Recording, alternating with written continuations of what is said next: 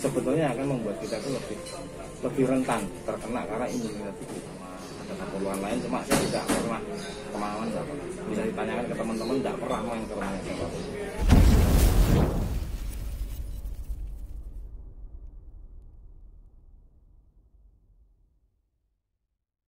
Kalau untuk sekarang Pak, kondisi istri jenengan sekarang gimana? Kan sudah dilakukan tes dan sudah negatif ya? Iya.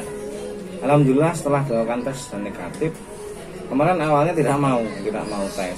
Jadi intinya di saat orang itu sudah isolasi mandiri 14 hari, kemudian tidak ada gejala berat seperti sesak nafas dan sebagainya, batuk yang berat itu tidak perlu melakukan tes lah, bahasanya seperti itu. Karena sudah diyakinkan bahwa virus ini sudah mati. Tapi saya punya pendapat lain, saya tetap tes minimal untuk memberikan kepercayaan diri bahwa memang saya ini sudah tidak positif. Iya, biar tapi lebih negatif. mantap lah. Nah, saya melakukan tes secara mandiri pribadi, kemudian hasilnya negatif. Disitulah kepercayaan diri saya itu keluar dan pada akhirnya semangat untuk melanjutkan hidup ini ada. Akhirnya bisa memaksakan diri itu untuk melawan secara psikis ya, secara mental, berdiri, terus beraktivitas. Memang kemarin aktivitas saya batasi Mas, boleh beraktivitas yang hubungannya dengan sabun. Jadi yang hubungannya dengan cuci tangan itu boleh, misal cuci baju itu boleh, tapi jemur tidak boleh. Jemur itu saya. Terus nyuci piring boleh, tapi untuk masak dan lain tidak boleh. Berarti benar-benar jenengan jaga ngoten. Saya jaga dan selama kami isolasi mandiri itu bahasanya guyon itu istri saya itu seperti hama Mas. Tuh kok bisa gitu? Bisa karena waktu di awal sudah dinyatakan positif, saya bekali diri saya itu belanja banyak, termasuk disinfektan sama hand sanitizer. Nah, di rumah karena kita punya kamar mandi cuma satu, ya kita harus berbagi. Harusnya kan sendiri, ya harus berbagi. Nah, bagaimana cara berbagi dan biar aman? Setiap istri saya lewat itu selalu saya iringi dengan semprotan disinfektan. Jadi setelah pakai kamar mandi saya semprot disinfektan. Saat istri saya jalan saya semprot. Selesai makan saya semprot dulu disinfektan, baru saya cuci. Baju juga seperti dilepas saya semprot dulu baru saya cuci. Karena ya itu tadi, kita satu terbatas karena tempat rumah kita juga kecil.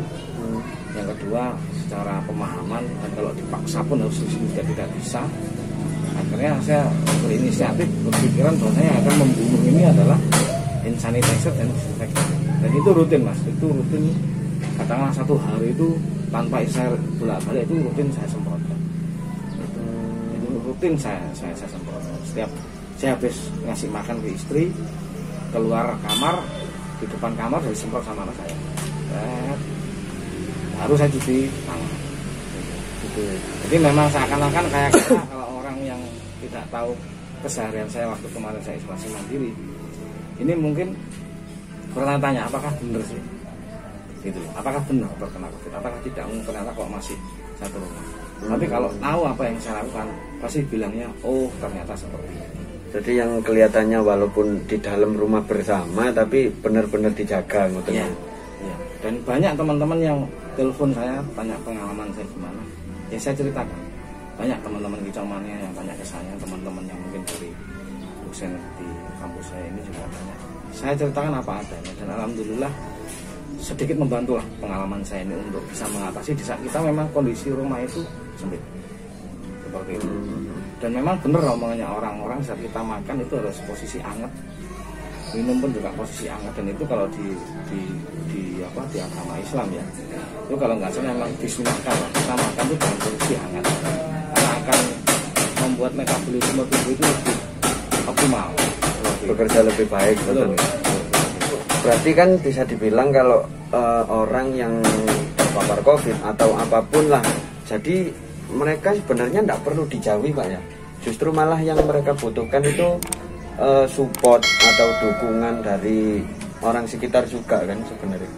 Iya Mas, cuma gini, kalau kita bicara konteks dijauhi itu secara pikiran dan juga hati atau perbuatan memang tidak perlu kita jauh. Kita jalan terus tiba-tiba temannya kena COVID terus kita menghindar, terus tidak ada empati atau sebagainya jangan. Cuma kalau jauh dalam artian kita saat berinteraksi itu harus menjaga jarak, iya. Oh ya. Ya, jadi misal kalau ada teman-teman saya telepon gitu, saya mau kirim sesuatu ke rumah gitu ya. Oh ya wes, itu jadi dia langsung nyantolkan sesuatu ke rumah saya. Oh, ditaruh di pagar gitu ya? Nyantolkan nanti saya ambil seperti itu. Tapi kalau kita harus bersentuhan dan sebagainya, enggak. Kemarin ada teman yang biasa berlomba sama saya, namanya Dimas, sampai tanya bisa ngobrol jarak 2 meter. Karena posisi hujan tidak bisa masuk ke rumah, jadi dia tertib di depan rumah tetangga. Dia ngobrol jarak jauh. Jadi mau gimana lagi ya, saya mohon maaf. Karena pun saya juga harus menjaga, jangan sampai lah.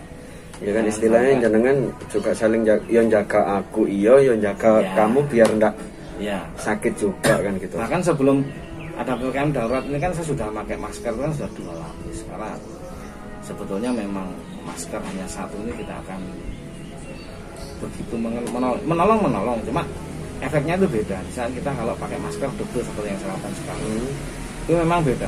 Itu pakai masker medis, masker bedah, terus yang depannya ini terserah mau pakai scuba ataupun pakai pakai kain. Itu sudah saya lakukan lama, tapi ternyata istri saya pun juga masih bisa terpapar, gitu kan. Jadi intinya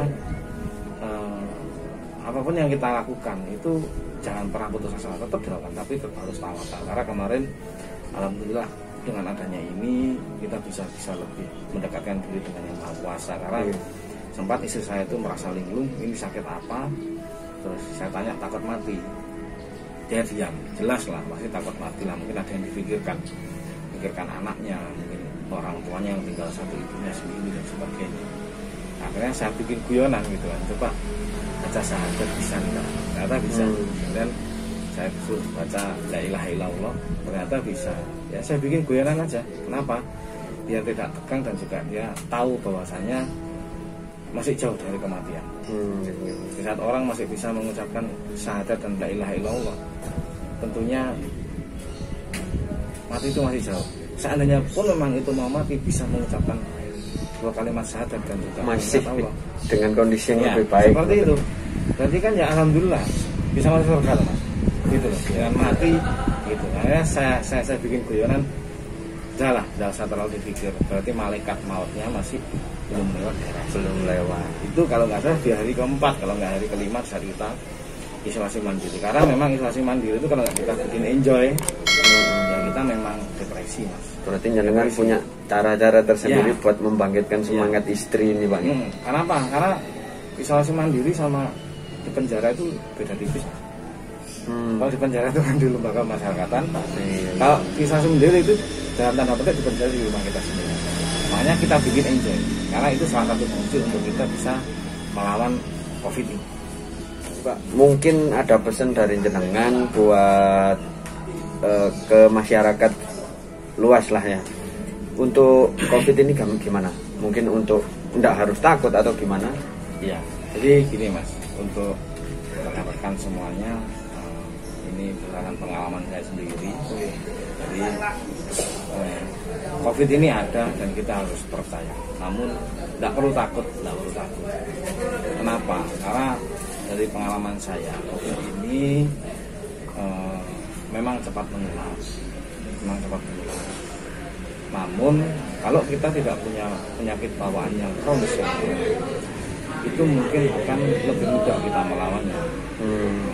Selain itu kita tingkatkan daya imun kita sendiri dengan cara pola hidup sehat, ya, makan makanan bergizi, tidak harus banyak tapi porsinya cukup, terus istirahat, terus sering-sering mengkonsumsi air putih yang hangat, jangan manis karena kalau manis nanti takutnya diabetesnya muncul. Berarti diutamakan yang hangat, Pak? Yang hangat, karena untuk menjaga tubuh kita juga biar hangatnya enak. Kemudian protokol kesehatan harus tetap kita jalankan. Dan jangan memaksakan diri di saat memang lelah, capek, istirahat. Kemudian logika akal sehat kita itu harus dipakai. Jadi logika dan akal sehat kita itu harus dipakai agar kita itu bisa melawan ini. Misal kalau emang terasa sesak ya langsung. Kalau di rumah sakit misalnya ada gejala seperti itu ya kita periksa. Karena kemarin ada anak harmoni yang memiliki gejala yang sama, dia takut COVID atau takut COVID kan bahasanya. Jadi COVID iya, kan. iya. Saya yakinkan periksalah di rumah sakit yang kamu itu yakin, di dokter yang mungkin kamu kenal. Akhirnya setelah periksa di swab negatif, ternyata dia hanya dehidrasi.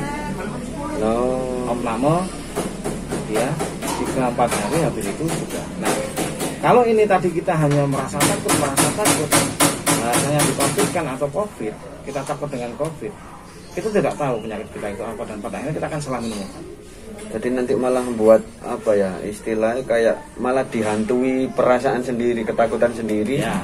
Malah ngedrop tambahan nanti. Malah tambah nemen gitu. Jadi harus tetap digunakan akal sehatnya, nggak usah takut, waspada gitu aja. Kalau harapan Pak Wahyu ini untuk COVID di Indonesia ini gimana? Harapannya jenengan sendiri? Jadi ini kembali lagi dari pengalaman pribadi. Saya berharap tentunya pandemi ini akan segera sirna. Tapi kalau kita bicara masalah apakah virus ini bisa hilang, itu Allahu a'lam. Itu semua tergantung kehendak yang Maha Kuasa. Tapi minimal kita bisa mengusahakan penyebaran ini bisa ditekan dengan cara yaitu tadi yang saya depan itu fokusnya.